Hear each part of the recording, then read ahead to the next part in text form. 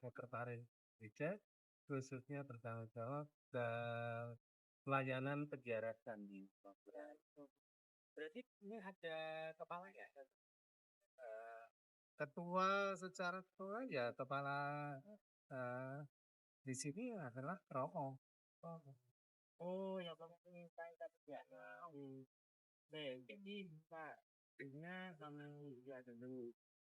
Karena yang dia itu membawakan apa terkait bagaimana pengamalan siswa pertama kerja terkait toleransi. Karena daerah ini kami yang sudah tahu daerah itu short dan toleransi. Pak dulu kami dan Pak mau kami mau banyak terkait karena tuh Pak pelaksanaan kegiatan secara umum itu kan pengen waktu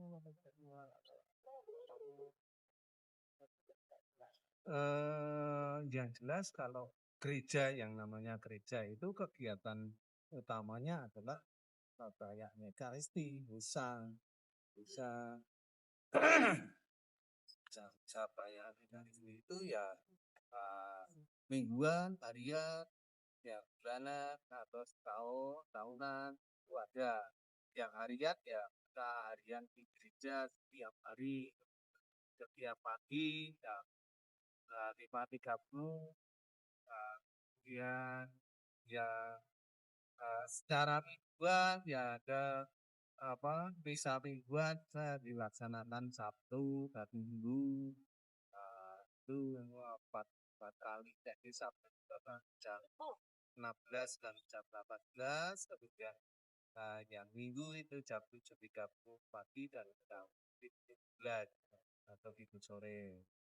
Kemudian ada juga untuk di tahun 2025 ini dengan ditetapkan sebagai tahun jubilium, kami mengadakan pelayanan jubilium ya di hari Selasa dan hari Kamis mulai jam 3 dan jam 3 itu dengan bisa ya jam 6 itu perayaan Ekaristi itu yang setiap mingguan atau harian.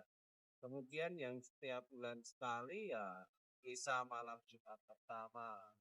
Setiap bulan yang hari Jumat itu ada bulan hari Jumat pertama itu malamnya, jadi Kamis malam itu kami mengadakan misa.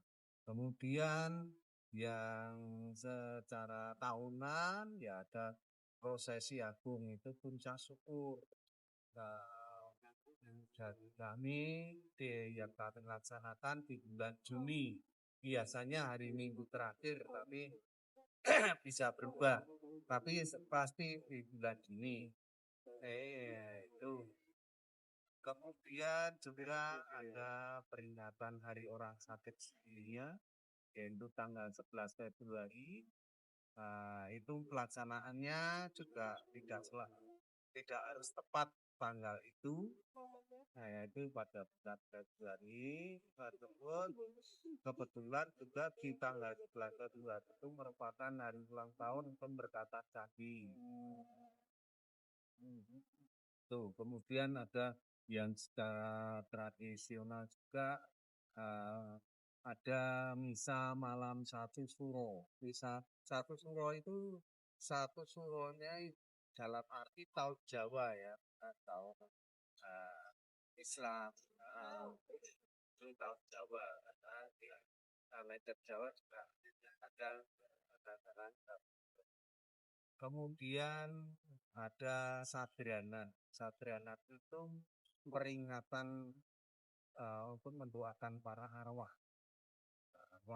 Kalau secara liturgis gereja itu setiap tanggal 2 November. Tapi kami pelaksanaannya ya fleksibel, tidak pada tanggal yang sama.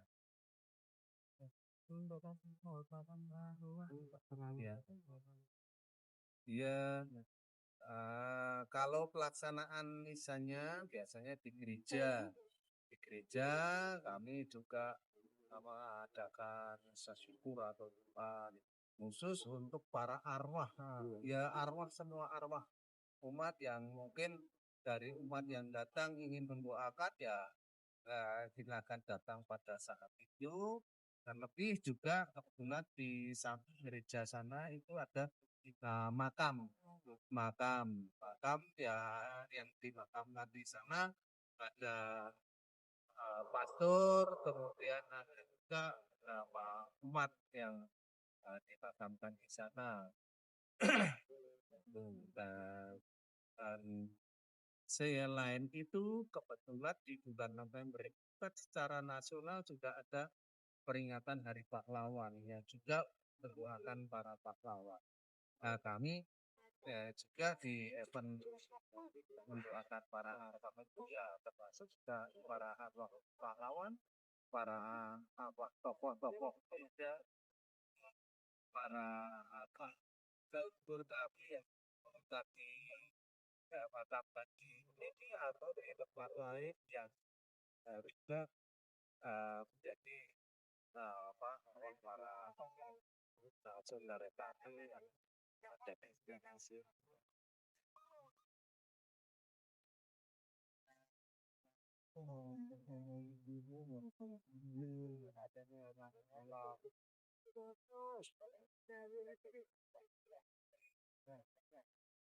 Iya.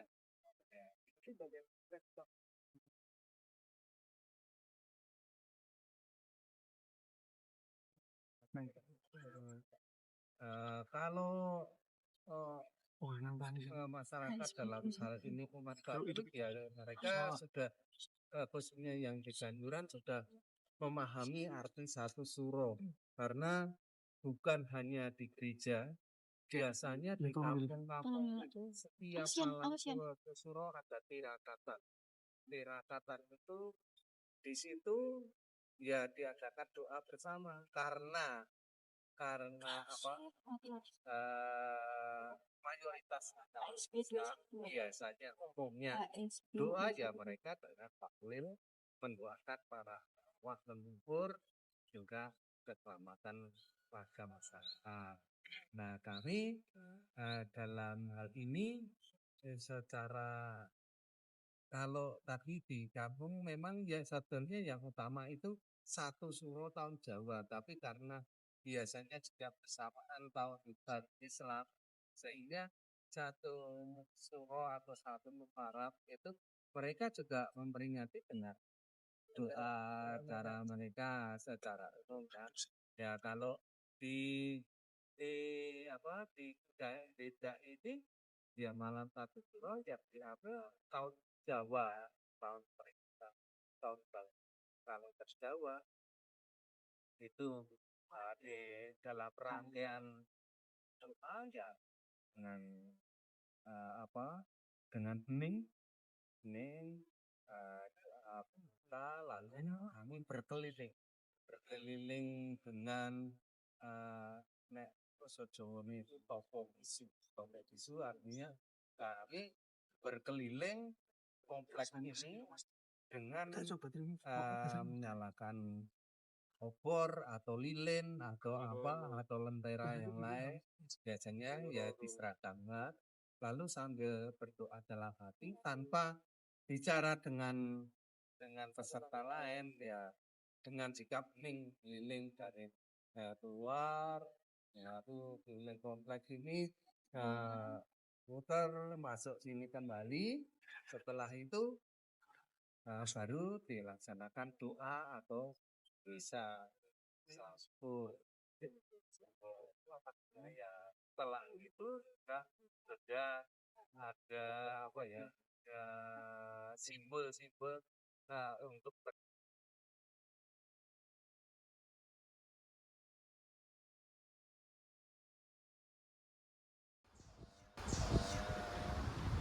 nasi bungkus atau istilahnya nasi kucing. Itu ya semua umat yang hadir dibagi kami perkirakan sekian yang hadir ya kami sediakan mungkin di tahun ini kemarin kami perkirakan ya sekitar 1.000 yang hadir, ternyata ya malah lebih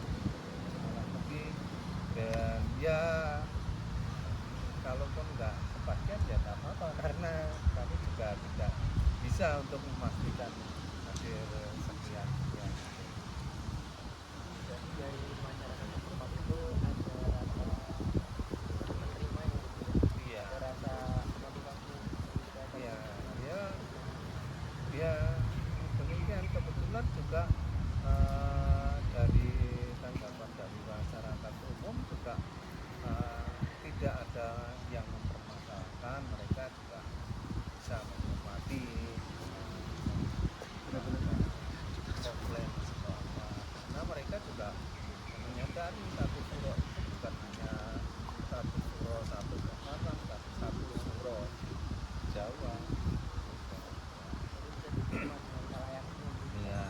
Terus untuk saya juga sempat lihat dari beberapa tempat Pak, saya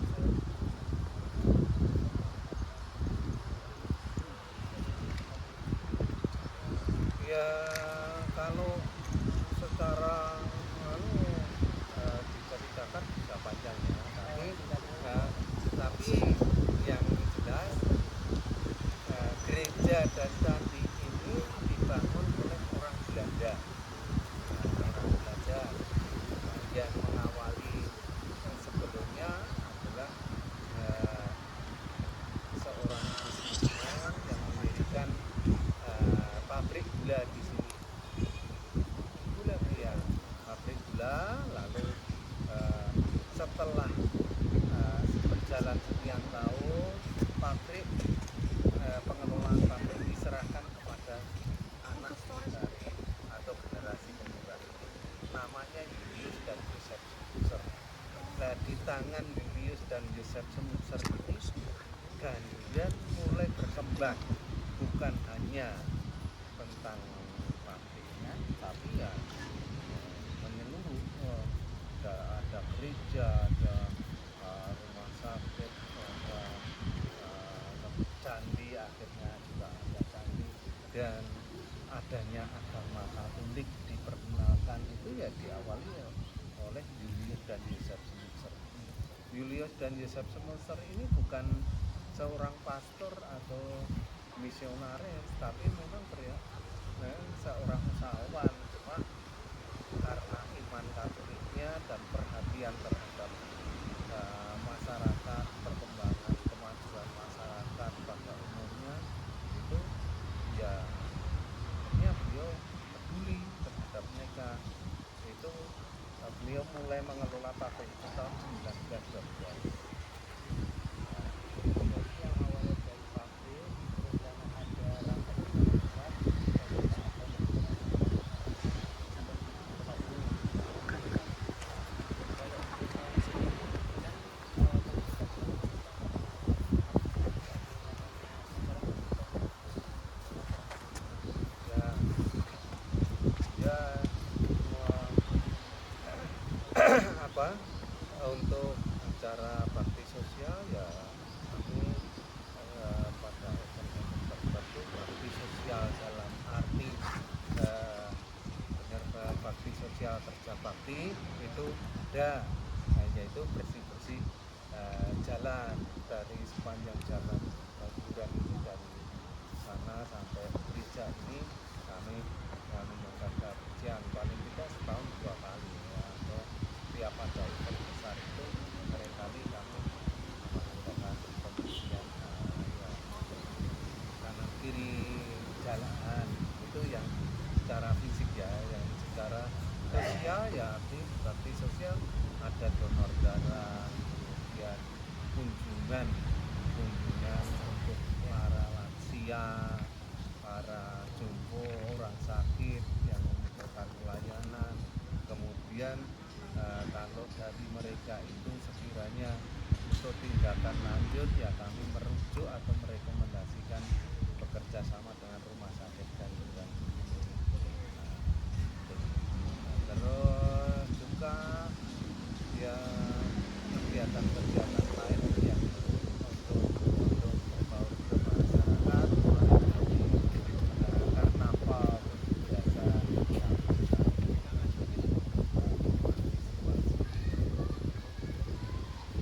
Tadi saya melihat dari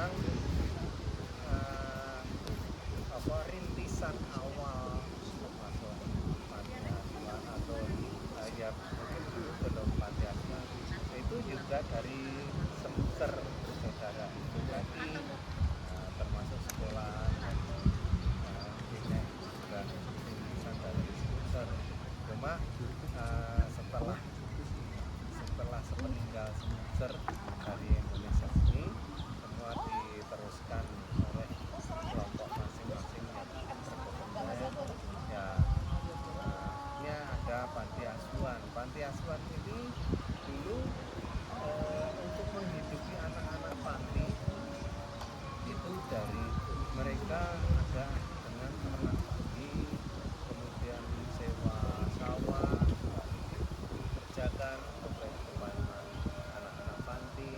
Nah, ternak-ternak yang tak babi, itik dan atau unggas yang lain atau sapi atau kambing itu belum pernah dilakukan untuk kelangsungan anak-anak panti, tapi karena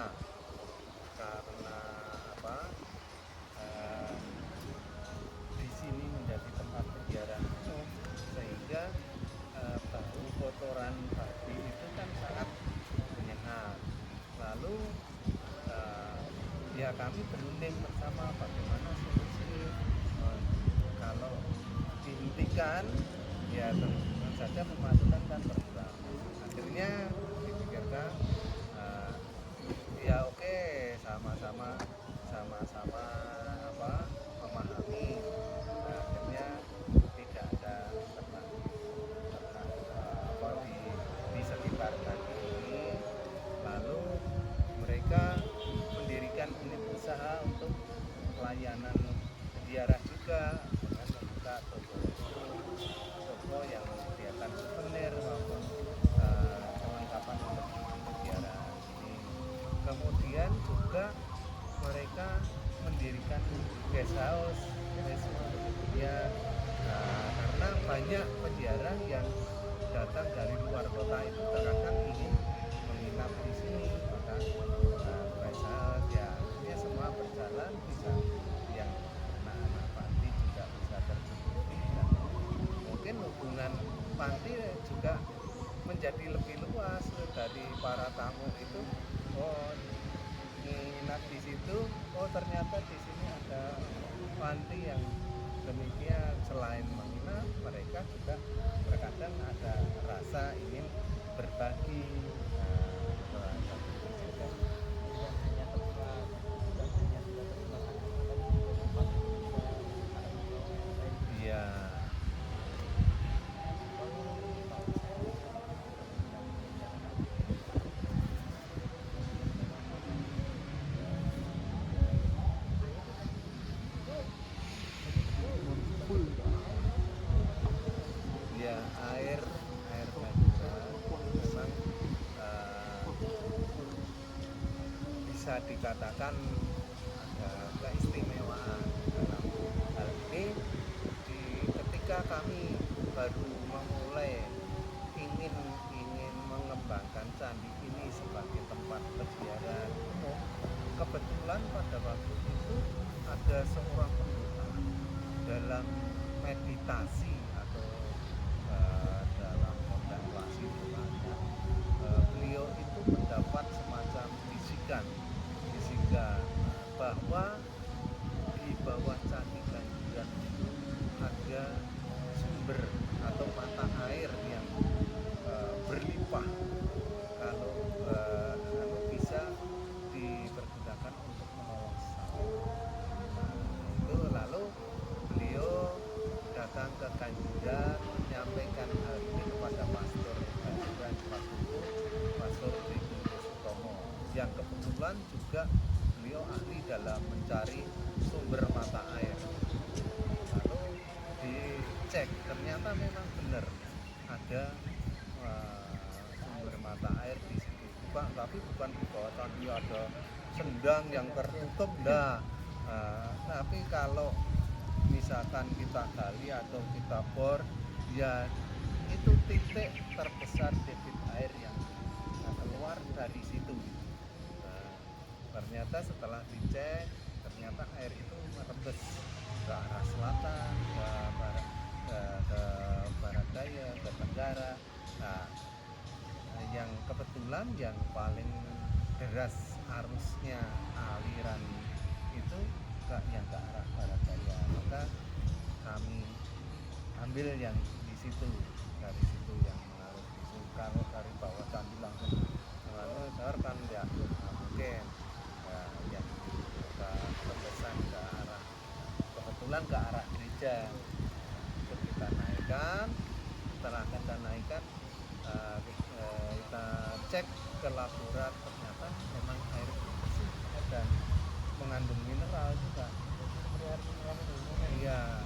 Nah, makanya saya kalau misalkan ada orang yang terberkati melalui sarana air itu, ya setelah itu ada kebetulan kan juga berkebersamaan dengan ini mulai dikembangkan menjadi tempat penyiaran.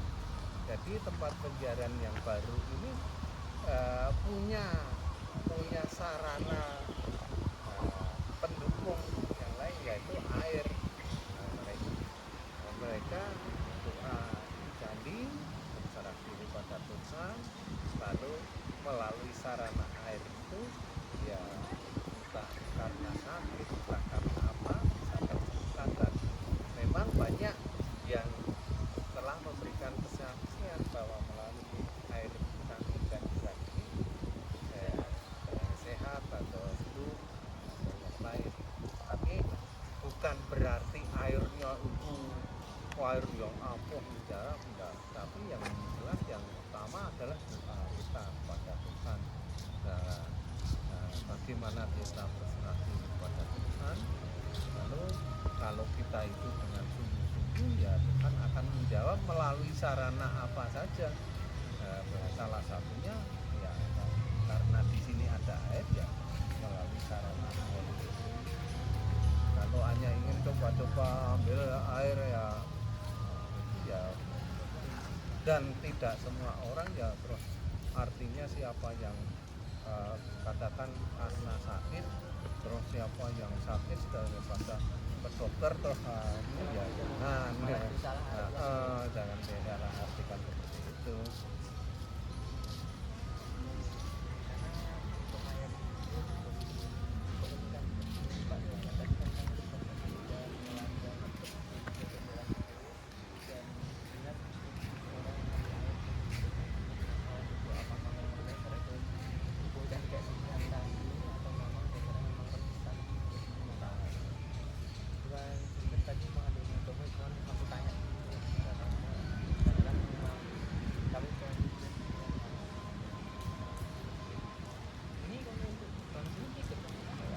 Ya, gerbang utama untuk candi ini kami buka hanya kalau ada event-event tertentu saja, karena kalau harian ya satu pintu dari depan. Karena tenaga kami khususnya bagian satpam juga terbatas, sehingga kalau semua terbuka ya kerepotan. Sama satu lagi Pak, ini yang pamflet ini Pak, yang ada gambar itu acara-acara ya ini yang namanya jubileum itu tahun pengampunan bagi orang Katolik. Jadi kami orang Katolik itu setiap tadinya 50 tahun lalu 25 tahun sekali, itu merupakan tahun khusus, yaitu tahun untuk mendapatkan pengampunan. Bagaimana cara mendapat pengampunan ini, ya antara lain dengan berziarah atau berdoa di tempat-tempat khusus yang telah mungkin ya dijadikan tempat ditunjuk dari keuskupan atau ya, atau kehidupan.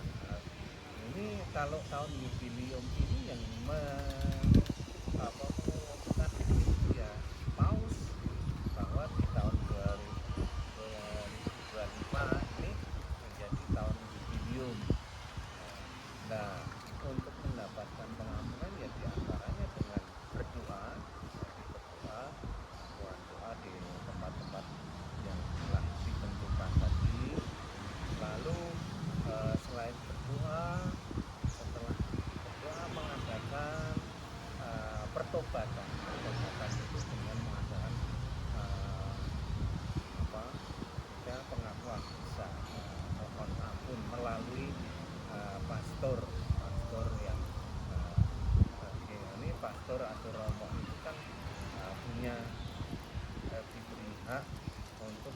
memberikan sarana pengampunan, mohon ampun.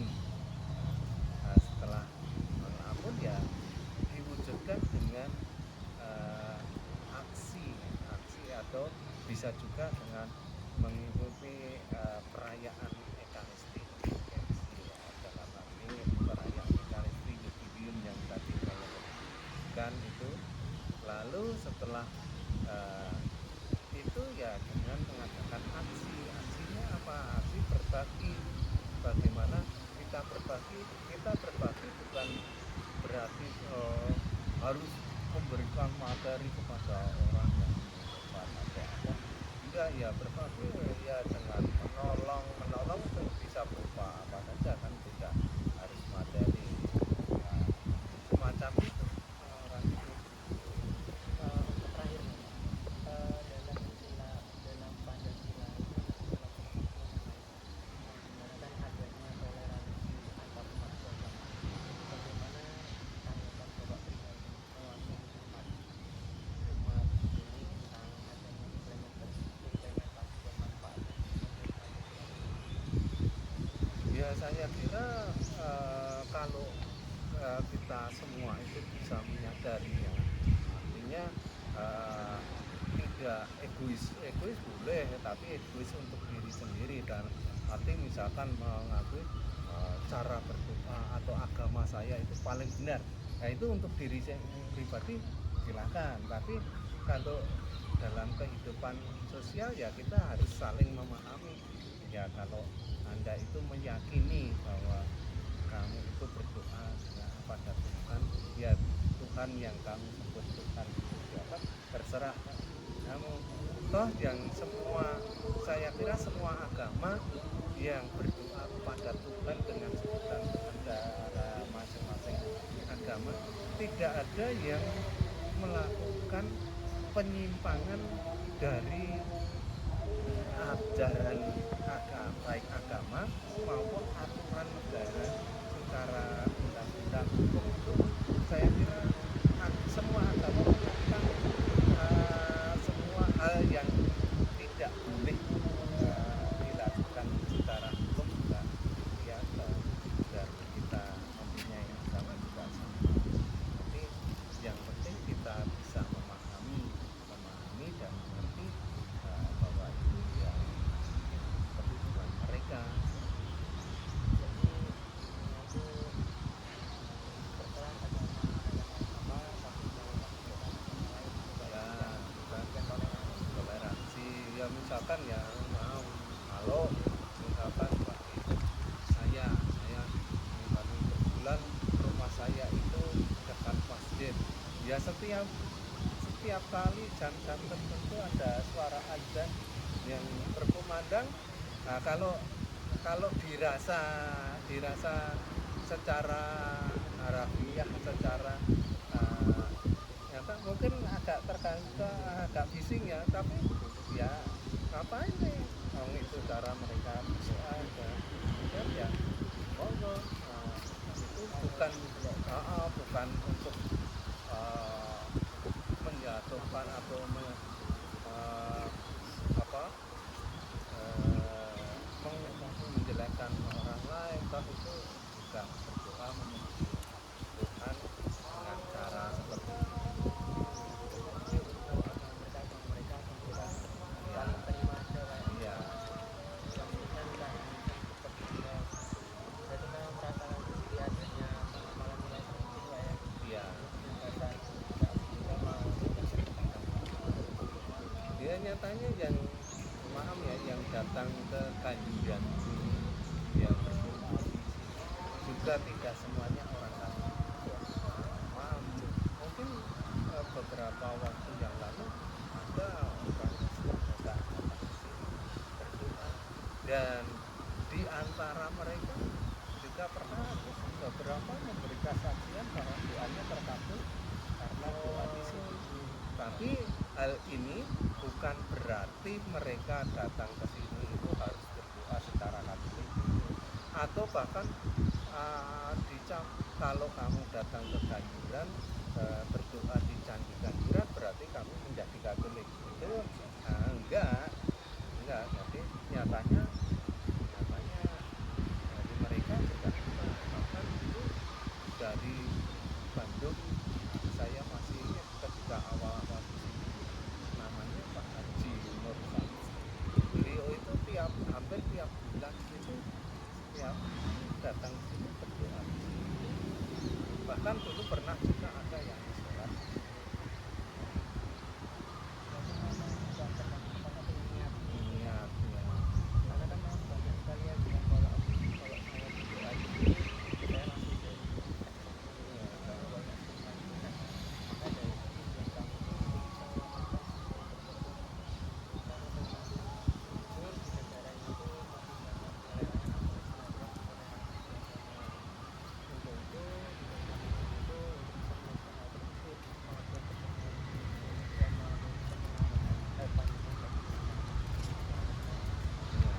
selama mereka juga tidak dalam arti mau bisa menerima dan tidak mengawal, ini saya berdoa di sini berarti saya berdosa.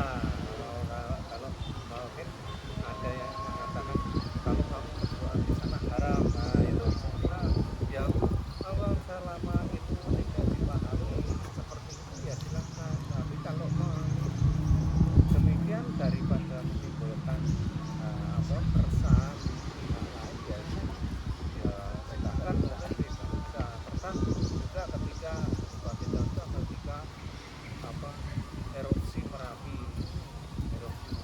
banyak warga Merapi kesulitan mencari tempat pengungsian, akhirnya kami dihubungi dari kelompok tertentu untuk menampung mereka ya, namun di pendopo mereka juga senang dan kami juga sudah mempersiapkan untuk kebutuhan sehari-hari dalam hal makan dan sebagainya. Mereka juga merasa senang karena tidak hanya menerima makan, tapi mereka juga dilibatkan untuk menyiapkan makanan secara bersama-sama. Dan dari mereka juga karena banyak juga yang Muslim, juga minta izin apakah bisa kami sekat untuk tempat sholat. Oh silahkan, nah, seperti itu. Tapi ya itu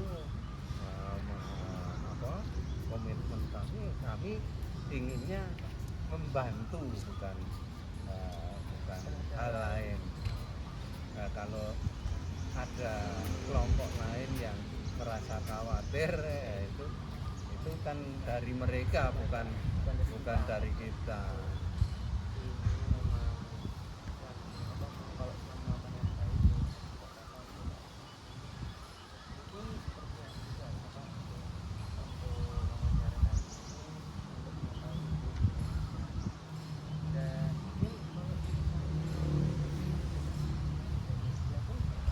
Donasi bisa dimasukkan di kota-kota.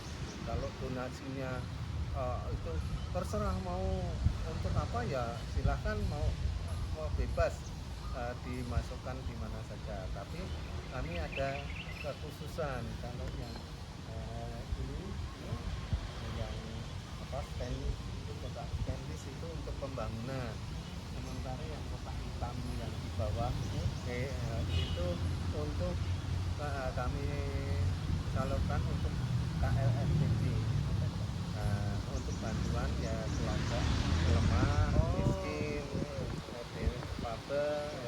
Jadi dana-dana di sini itu bukan terkumpul bukan untuk pembangunan gereja atau untuk kebutuhan gereja saja, tapi kebutuhan sosial juga. Karena kami bagi di 40% itu ada untuk operasional, ada untuk perawatan pembangunan dan sebagainya. Yang 60% itu sosial, kami berikan bantuan kepada siapa saja yang membutuhkan. Ada untuk bantuan ketika LNPD itu bisa berupa untuk modal usaha, untuk rehab rumah, tapi ya dengan catatan ya mereka yang memang yang benar-benar membutuhkan, dari kelompok miskin, lemah, terpinggir atau difabel. Kemudian bantuan pendidikan, bantuan kesehatan ya mereka yang tidak tertanggung BPJS dan mungkin biaya di rumah sakit terlalu besar yang bisa tidak.